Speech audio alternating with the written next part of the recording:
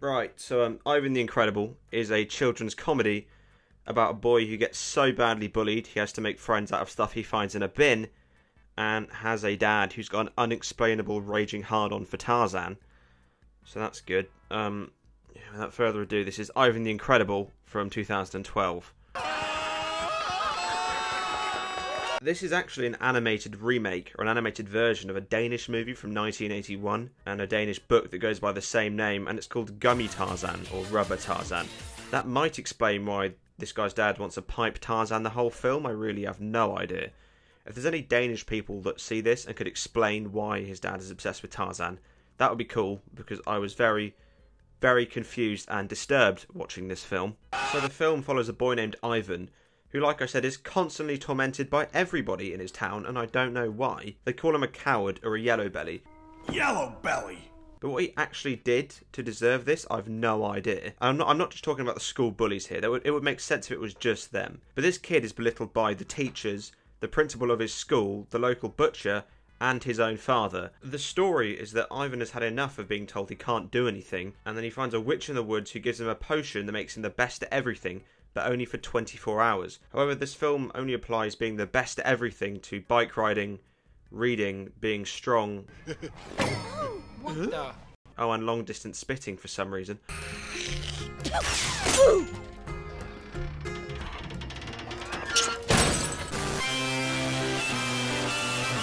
I know that's only a few things because it's a movie, but everything is pretty fucking broad.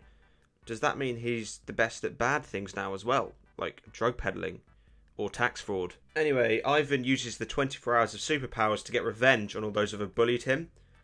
And this means beating someone in a bike race, flexing his strange looking muscles, and reading in front of the class because he was illiterate before. And that's it. That's some really tame revenge. How's that going to stop the bullying? He literally walks into the class and reads 5 sentences from 5 books. And they're like, oh no, we're going to stop bullying him because he can read. That's cheating. So at the end of the day, we think Ivan's lost his powers, and so does he. But the witch left out an ingredient, which means he has the powers permanently. And his dad, being the most awful man alive, exploits his son to make loads of money and become an even worse father than he already is. So eventually he does lose his powers, the witch takes them away, and he goes back to school and gets bullied in the exact same way before, except now he's got a girlfriend who's got as much character as a slice of bread. He basically is in the same position as he was at the start, meaning the moral of this film is if your life is horrible, you shouldn't change it and just accept it. That's right, kids, if you're getting bullied, don't do anything and continue to get bullied. It's a really unique message, I'll give it that. Now, with that out of the way, my main problem with the film, other than Ivan's awful father, is that the pacing is way off and it's so mean-spirited. The first half of this hour and 20-minute film boils down to Ivan wakes up and is bullied by his dad. Ivan goes to school and is bullied by the students. Ivan goes home and is bullied by his dad, who calls him a coward. What's a poor soul like me done to deserve a boy like you? Ivan goes to school the next day and gets bullied by the students and the principal of the school. And then Ivan goes in a bike race with a bully and gets bullied again. Then Ivan goes home and gets bullied by his dad again. Quick question, is that enough fucking bullying to drill in the fact that no one likes him? By the time he gets his powers, that ship has sailed. I've just watched 40 minutes of a child get verbally abused by every level of society.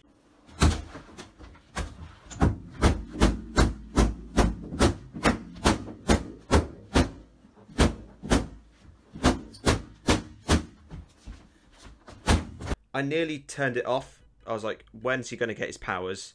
He's just getting ruthlessly bullied at the moment. Also, I found it weird that the film follows the plot of the originals more or less, as you would expect. However, it says online, and I quote, a ship crane operator befriends a shy Danish schoolboy bullied by his father, a Tarzan fan. Okay, firstly, he's definitely more than a fan, but I'll get onto that.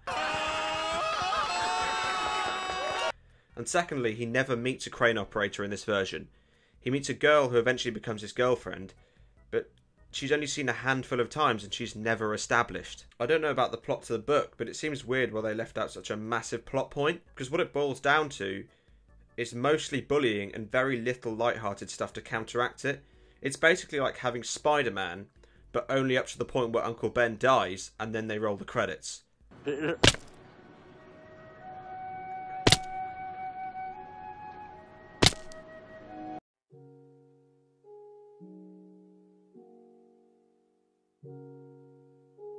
There's scenes that just don't add up. Like, Ivan arrives late in class, and they're doing reading in front of the class, and the teacher's like, "Oh, how's the reading going, Ivan?" He says, "Oh, it's fine." Makes him read in front of the class, only to find out he can't read.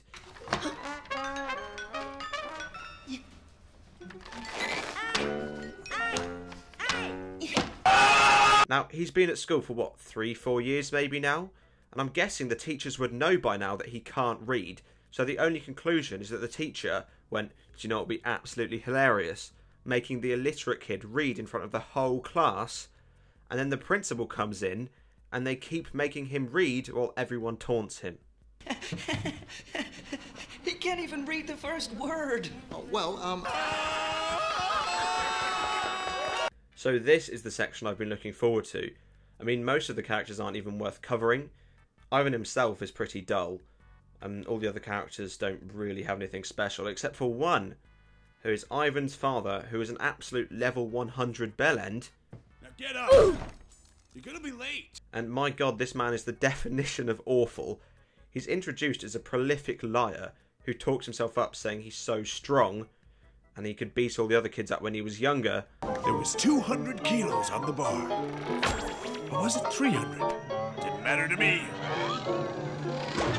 And that is 600 kilograms, not 300, because it's got 300 on each side. I know it's petty, but, you know, attention to detail. This guy constantly takes the fact that he's an utter failure out on his son. For example, when he finds out his son can't read and will need extra tuition, this is his reaction. Couldn't I be allowed to just feel proud of you once? Just once, that's all I ask. Sound parenting right there. And isn't it his job and the school's to make sure he can read? I mean, the back of the cover says an unsympathetic father. That's not unsympathetic, that's child neglect. And I know it's part of his character, but it's just so mean-spirited. The worst example of this bastard's neglect is when he decides to become a life coach, and I'm not sure why. I think he's teaching how to ruin a child's life. But anyway, he tries to prove to people that he's a good life coach and how strong Ivan is by making him climb a huge tree in front of a massive crowd. And despite it being really dangerous, you know, surprise, surprise, he falls. And his dad says that it's his fault and he's impossible to coach. You are completely impossible to coach at anything. Like it's his fault for falling from the tree. And everyone's just standing around saying, "Oh no, there's nothing I can do about this maniac father making his son climb a tree against his will." And then afterwards his dad calls him a jelly Tarzan, relating to the Danish version gummy Tarzan or rubber Tarzan. And then everyone joins in, just berating this kid after he's fallen from a tree. Could have been really badly injured, we don't know. What a cool name! Jelly Tarzan! Jelly Tarzan. Yeah, Jelly Tarzan. I'm surprised the revenge was so tame, to be honest. He could have just used his superhuman strength to rip everyone in half, and I wouldn't be surprised. However, the Tarzan part is the weirdest part of the film. His dad's obsession with Tarzan goes beyond being a fan, like the film says. He wakes up in the morning and wakes up his son with a Tarzan cry. Up and at him, Ivan! Every example he gives is based around Tarzan. You know, you need to be strong like Tarzan. You'll be just as strong as Tarzan. You need to beat up all the bullies like Tarzan. A real man can beat up all the other guys, just like Tarzan. You don't need extra tuition because Tarzan didn't. Do you think Tarzan ever got any special tuition? But actually he did, because Jane taught him English. That wasn't genetic. There's even some scenes that just don't make sense. Me Tarzan. Me Tarzan? You Jane? Apparently this guy's wife left him for a Greek person in the film. Is that why Mom moved in with that big Greek guy? No! He wasn't strong. He was fat. Grossly fat! And I'm pretty sure it's because, you know, this guy was spaffing over Tarzan every night. I'm pretty sure he'd love the 34th rule of the internet and this toy. Yes! Yes! And when Ivan finally gets his powers, he writes a book called Tarzan Coach. Gets really rich while exploiting his son and taking all the credit. He's got a Tarzan-themed limo, a Tarzan-themed plane. He even changes the Wallen is flat to Tarzan themed. Although I do find this funny when they're doing an interview in America. The interviewer's just got a cowboy hat and a gun. And I saw an angry review of this movie on Amazon. And that's what they're angry about, this 10-second clip. Tarzan coach, tell us about it.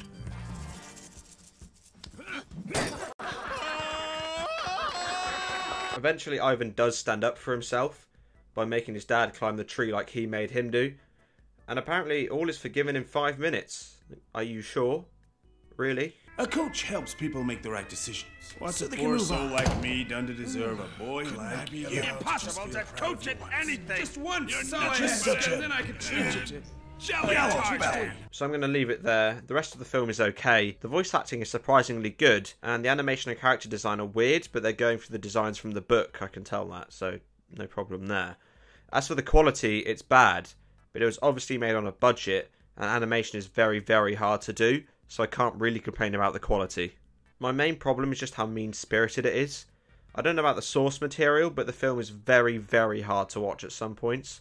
The second half is so weak and is totally overpowered by the first half. The balance is way off. Anyway, if you enjoyed the review, please leave a like, comment and subscribe, and I'll see you on the next one.